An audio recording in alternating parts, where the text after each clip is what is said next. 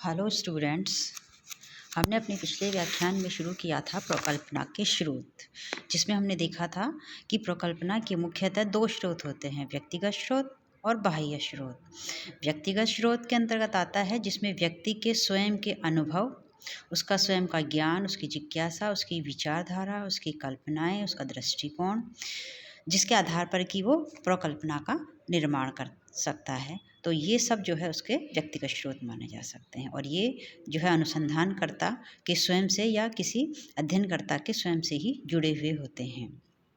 दूसरा आता है हमारा बाह्य स्रोत। बाह्य स्रोत से मतलब कि अनुसंधानकर्ता किसी अन्य पत्र पत्रिका, मैगजीन, दूसरे अध्ययनकर्ता या वैज्ञानिक के द्वारा एकत्रित किए गए वैज्ञानिक ज्ञान, उसके सिद्धांतों, उसके विचारों आदि की सहायता वो अपनी उपकल्पना के निर्माण में लेता है। तो ये स्रोत जो है उसके बाह्य स्रोत कहलाते हैं। इन मुख्य स्रोतों के अलावा गुड्डे एंड हट ने जो है 4 प्रकार के प्रकल्पना के स्रोतों के बारे में बताया, जो मुख्यतः है सामान्य संस्कृति, वैज्ञानिक सिद्धांत, समरूपताएं या सादृश्यताएं और व्यक्तिगत अनुभव, जिसमें हम पढ़ रहे थे सामान्य संस्कृति। सामान्य संस्कृति को गुड्डे एंड हट ने जो है आगे इसको 3 उपभागों में विभाजित किया है और बताया है कि इसमें जो है इसके 3 भाग होते हैं। एक तो सामान्य संस्कृति, सांस्कृतिक पृष्ठभूमि, लोक विश्वास और सामाजिक परिवर्तन, जिसमें हम सांस्कृतिक पृष्ठभूमि के ऊपर चर्चा कर चुके थे। और आज सांस्कृतिक पृष्ठभूमि से मतलब कि हर समाज में जो है अपनी एक अलग संस्कृति होती है, वहाँ का अपना रहन सहन, उसके जो है सामाजिक मूल्य, उसकी पृष्ठभूमि, उसकी संस्कृति सबकी अलग होती है, हर समाज में अलग पाई जाती है। अगर हम भारत और विदेशों की बात करें तो उन दोनों में भी काफ़ी भिन्नता पाई जाती है। हमारे यहाँ के सामाजिक मूल्य विदेशियों के सामाजिक मूल्य से अलग होते हैं। तो हमें जो है समाज के अंदर जो सामाजिक मूल्य, जैसे कि भारतीय संस्कृति में अध्यात्मवाद, धर्म, संयुक्त परिवार, विवाह, नातेदारी, जाति प्रथा आदि को अधिक महत्व दिया जाता है। जबकि हम देखें कि विदेशी समाजों में जो है ऐसा नहीं है, वहाँ पर जो है सुख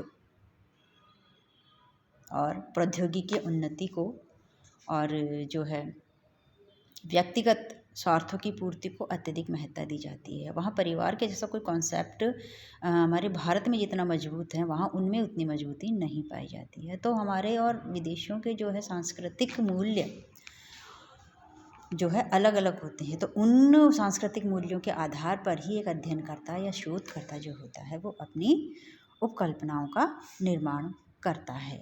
जैसे कि भारत में संयुक्त परिवार, जाति प्रथा, छुआछूत, जजमानी व्यवस्था, पंचायती राज व्यवस्था आदि को लेकर कई प्रकार की प्रकल्पनाएं बनाई जा सकती है।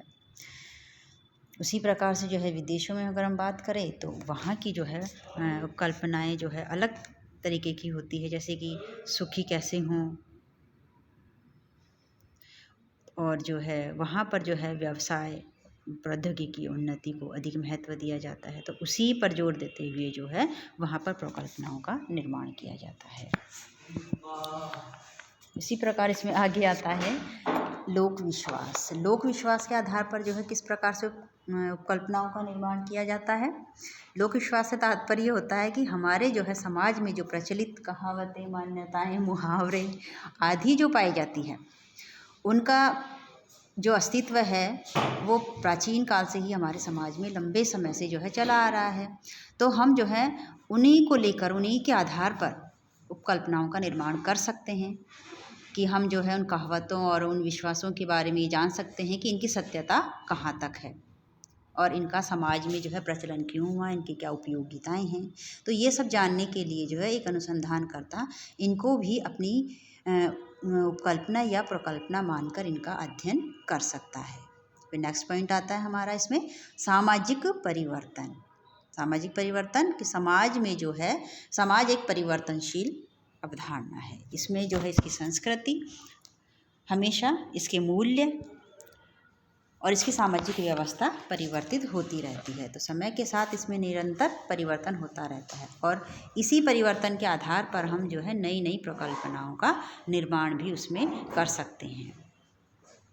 जैसे कि अगर शिक्षा का महत्व बढ़ रहा है, औद्योगिकरण आ रहा है, नगरीकरण आ रहा है, तो इन सब का समाज पर जो है क्या प्रभाव पड़ रहा है। औद्योगिकरण से जो है संयुक्त परिवारों पर क्या प्रभाव पड़ रहा है, वैवाहिक संस्था के ऊपर इसका क्या प्रभाव पड़ रहा है, जाति प्रथा का विघटन हो रहा है या नहीं हो रहा है, संयुक्त परिवार और ज़्यादा प्रबल हो रहे हैं या फिर जो है उनमें कमियां आ रही है। तो ये सब आधारों को लेकर हम नई नई कल्पनाओं का निर्माण कर सकते हैं। तो इस प्रकार से कहा जा सकता है कि जो है हम अपनी समाज की संस्कृति, उसकी सांस्कृतिक पृष्ठभूमि, उसके मूल्य, उसमें होने वाले विभिन्न परिवर्तनों आदि के आधार पर भी जो है विभिन्न प्रकार से उपकल्पनाओं का निर्माण किया जा सकता है। आगे का हम अपने नेक्स्ट टॉपिक में देखेंगे।